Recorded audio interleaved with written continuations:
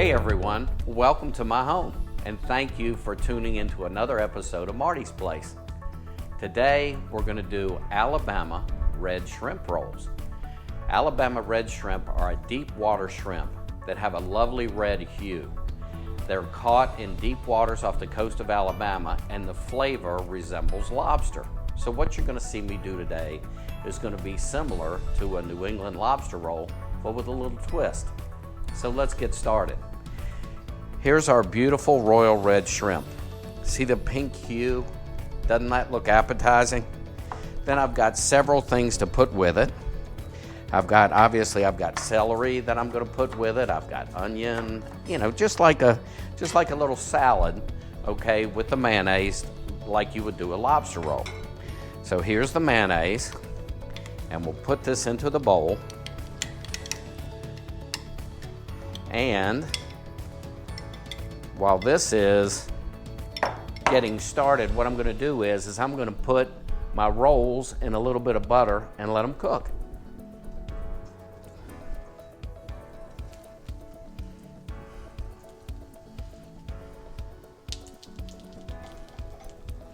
Now, you get your pan hot, you put your rolls in, but you don't keep them on the heat because all they need to do is toast lightly and absorb the butter.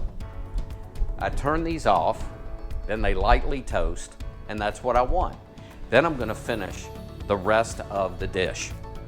Now, these things are very versatile because with springtime coming, that means cookouts. And they're so good because a lot of times you'll bring shrimp to a cookout, but it won't be the shrimp that people really want if you buy that roll or that round container of shrimp from the grocery store, because everybody knows those are kind of wet and spongy, and when you eat those, the only way you know they're shrimp is basically the cocktail sauce. So these Alabama Royal Reds taste like lobster. They're a lot less expensive, okay? And I know nowadays that's important. So in go my shrimp, okay? Then I'm going to take a little bit of jalapeno pepper, and I'm going to have a little bit of red onion. Doesn't this look good so far? Then I'm going to do a combination of a little parsley, a little mint, and a little celery. Okay? Now the celery that I'm using are the tops, the leaves of the celery. Just like this, okay? So then I'm going to use some actual chopped celery. I've got some lemon zest, the zest of 2 lemons. So see, this is coming together great. I know when you're watching this, you're probably thinking, I bet you that's going to be so good. And you're right. Now, I've got a little bit of white pepper. And we're going to put a little bit of salt. Don't put too much salt, because remember, you could always add it if you need it later. Then, a little bit of a different ingredient. I'm going to put some honey in it. Okay? So here goes the honey in there. This is all looking so good.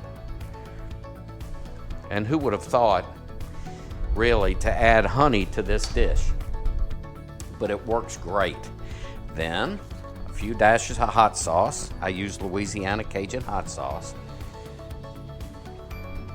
The juice of the 2 lemons. A little bit of red wine vinegar. Okay, so now you've seen how I put this together. Now let's mix it up. This is looking awesome, isn't it? And like I say, this is my version or my take of a New England lobster roll. But it's made with shrimp. And like I say, it's just a lot less expensive. So the next step is to go over to the saute pan where the rolls are. Look at how beautiful that these rolls finished. Okay? And that's exactly what I want. I want a light toast on them, and that's all you need. Now, if you were here in my kitchen, you could smell the butter. I mean, it's just awesome. And what you do is you just take a little bit of your mixture, put it on each roll, And of course you top the roll. And if you want to, you can use the split top rolls. Like the Pepperidge Farm split top, you can use those. But I find that when you use those, you can't get that nice buttery texture and crust. Now let me fold over these delicious Alabama Royal Red shrimp rolls. They look, smell, and taste fantastic. I highly recommend them because when you're looking for something different, these are the ticket. Now pairing that with a wine would be a French Chablis that is absolutely delicious.